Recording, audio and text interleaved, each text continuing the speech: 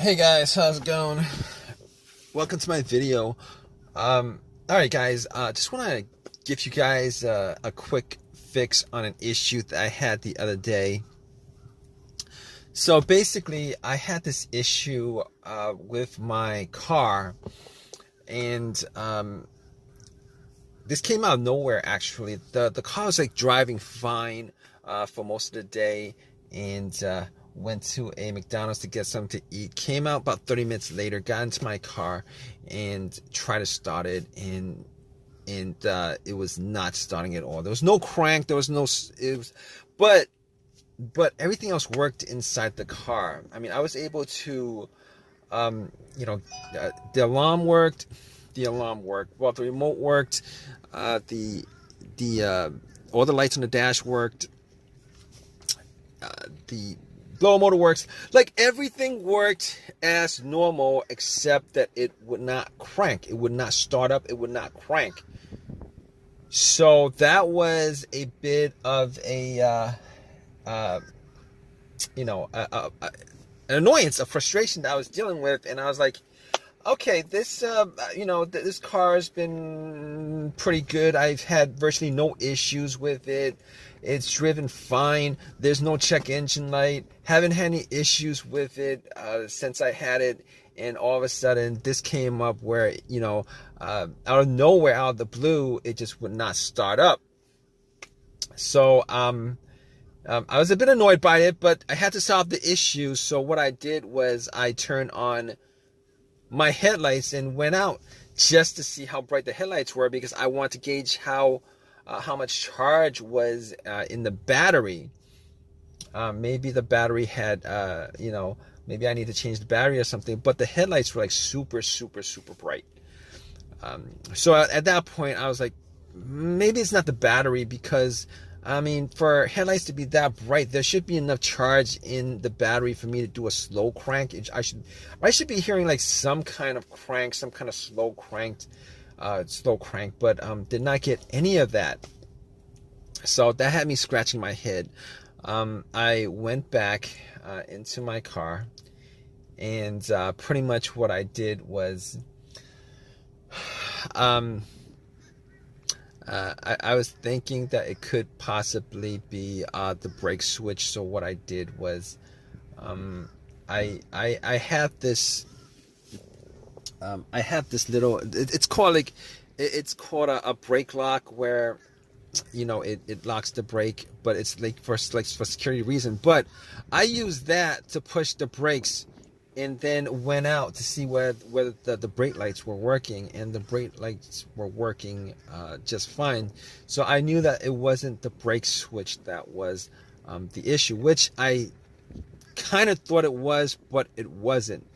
So after that, what I did was, I checked the battery, just to make sure, whether, the terminals were good, clean, etc., etc. Now, what I did notice was that the terminals were a little bit corroded. There was some white bluish stuff on there. So I had my Coke that I got from McDonald's, poured the Coke on the terminals, and had some napkins to clean it up. Now, the terminals were not super tight. They were tight enough that I don't think that was the issue with it. So it was tight enough. I took the terminals off, poured some Coke on it, cleaned it with napkins, popped it back in, and for sure I thought that would actually fix the issue. Try to start it, it would not crank. Same situation, would not crank, would not start. So outside of that, I was like, okay, let's check the ground wire. The main ground wire, if you guys don't know, is the negative cable. Normally it hooks up to the frame of the car. So I was looking at the ground wire just to see whether there was any kind of just to see whether it was corroded, disconnected, rusted, or anything like that. There was a little bit of rust, but nothing that I thought would affect the electricity going to the battery to the car.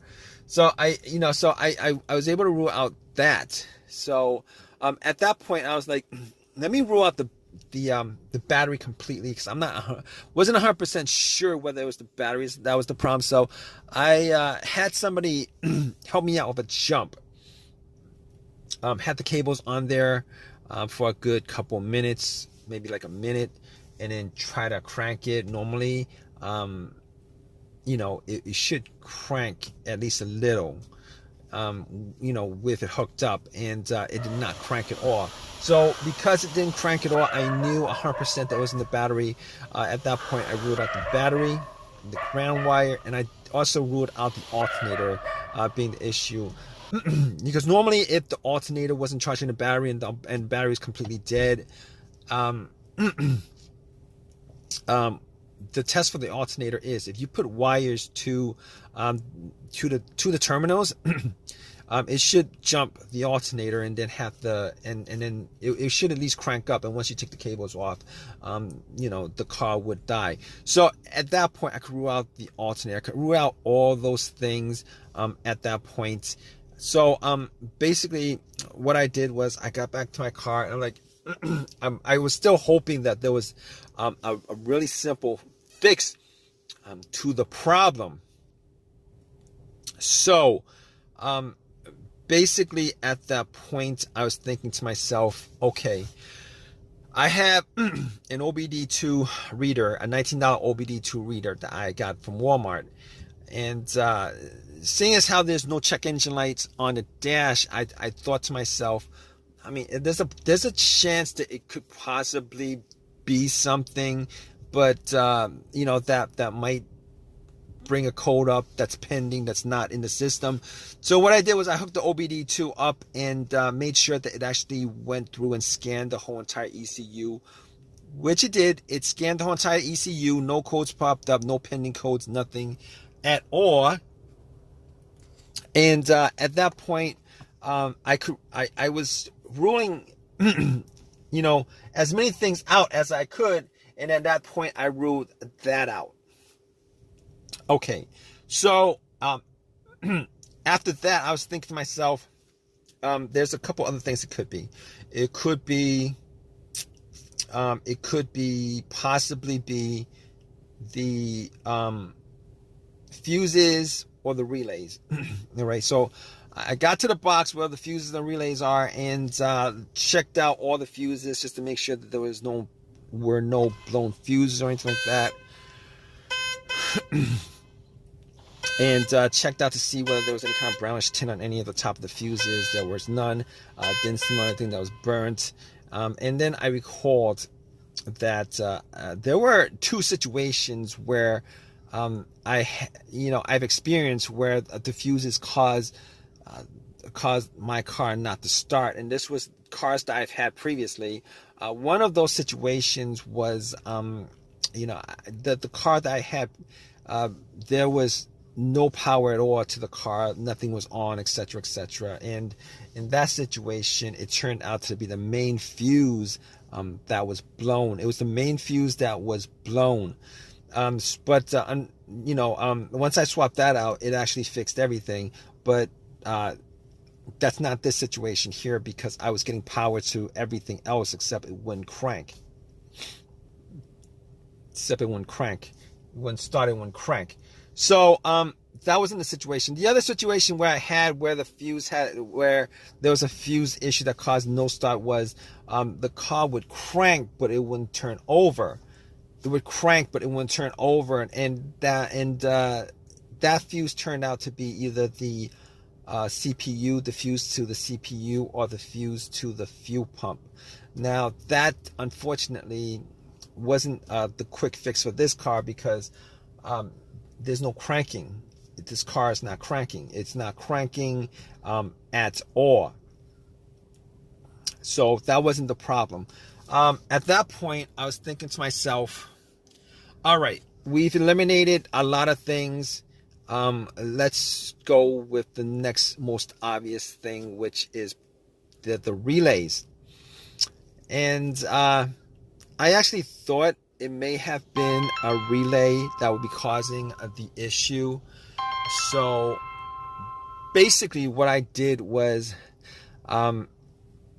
I swapped out one of the relays for the other relay and try to start the car up. And unfortunately, it wasn't an easy fix because it didn't start up. It was the same situation. It would not crank, would not start. And at that point, I knew that it wasn't the relay that was the cause of this issue.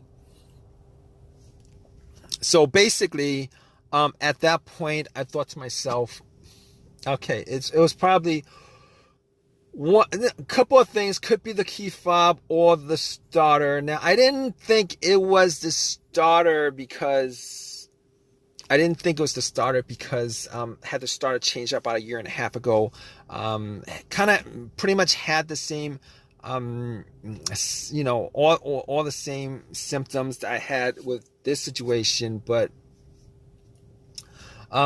seeing as how the starter was a year and a half ago that was changed out, and probably put in maybe like 15,000 miles on the car. It wasn't the first thing that popped up, and it wasn't the second thing that popped up. It was, so I pretty much eliminated to the starter, had the car towed back to my house, and once I got there, I redid all the I pretty much redid all the went through everything, the fuses, the relays again, double checked the battery, charged it up overnight, etc., etc. None of that was the issue. So at that point, I thought it was, it was probably the starter. So I got to the starter and did a direct jolt to it, where I actually put the positive of the battery, got another wire, put a positive of the battery to the, and try to jump the starter, and the starter was completely dead, would not jump. At that point, I knew like 99% was the starter. Took it out, went to AutoZone, had them tested it, and it was definitely the starter that was the problem. And because the starter was warranted had a lifetime warranty on it, got another free starter, popped it in, and it worked. And it's been working ever since. So if you guys are stuck in this situation where you guys are looking for a fix for it, there's a good chance that probably one of the things that I went through in this video could possibly fix your situation. Hopefully it's not the starter where you're stranded until you get the starter changed up. Anyway, if this has helped you guys out anyway, please leave give me a positive feedback. Please subscribe. Please comment if you guys have any comment on this video. All right, guys, take care.